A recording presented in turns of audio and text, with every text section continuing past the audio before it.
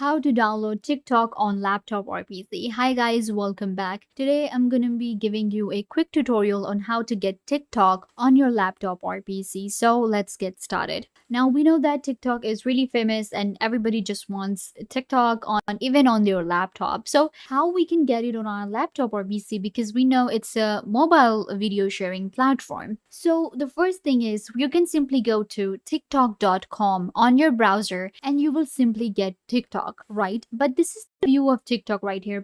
And if you want to download it in within your PC, within your laptop, then you can do that as well. So you can just open up your store.